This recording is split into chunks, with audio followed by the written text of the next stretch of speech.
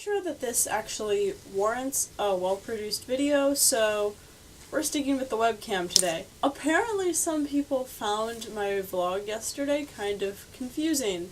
The point was just to ramble about work that day, and it was kind of random, not exactly supposed to be informational. But apparently some people were expecting to find out how actually to properly coil a cable, which is weird because I definitely said in the video that I had just learned that day and was really bad at it.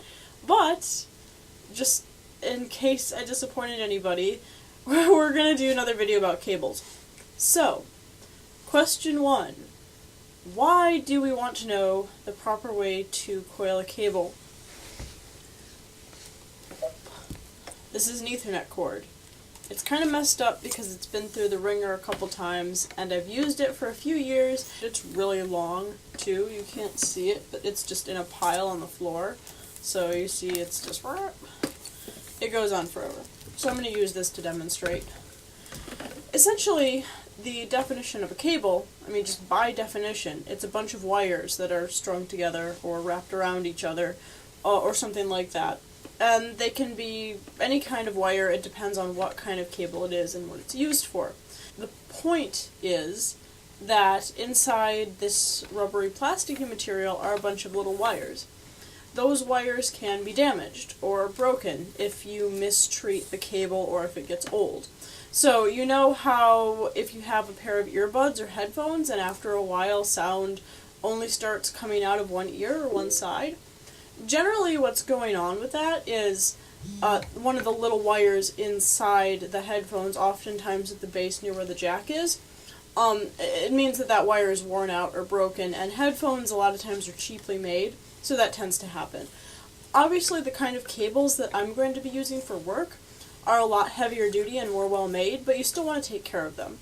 Also, knowing how to properly take care of and store a cable keeps this from happening.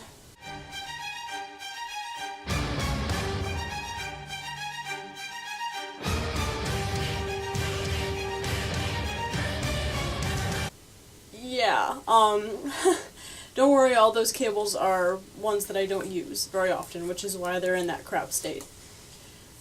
Essentially what I learned yesterday was that the best way to coil a cable to keep it safe or keep it out of the way is something called the over-under technique, which looks very simple, but actually is kind of tricky, and you just have to practice it a bunch of times and build up muscle memory. And one of my points that I made in the video is that I overthink everything. So I'm really not terribly qualified to show you this, but in case you're curious, I'll give you a more detailed explanation of what exactly I'm doing here.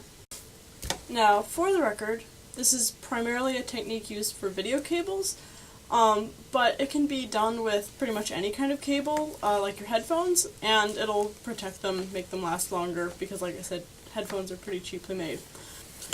So you take a section of wire, one hand here, one hand here.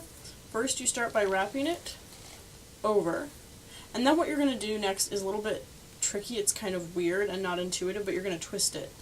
And by twisting it, it's going to make another coil, and you're going to put this in your hand too, but it's going to kind of go under itself, which is why it's called over-under. And so you kind of make a figure 8 with the wire, but you lay it flat with a circle. So the next step, over again, and then under again, over again,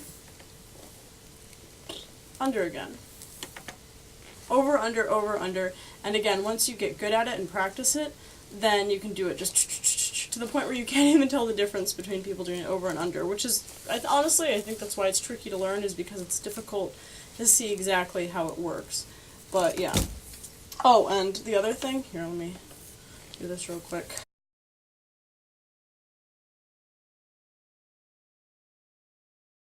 You know this is done right when, first of all, it looks like a nice little bundle of circles that you can then just fasten a strap around and you're good.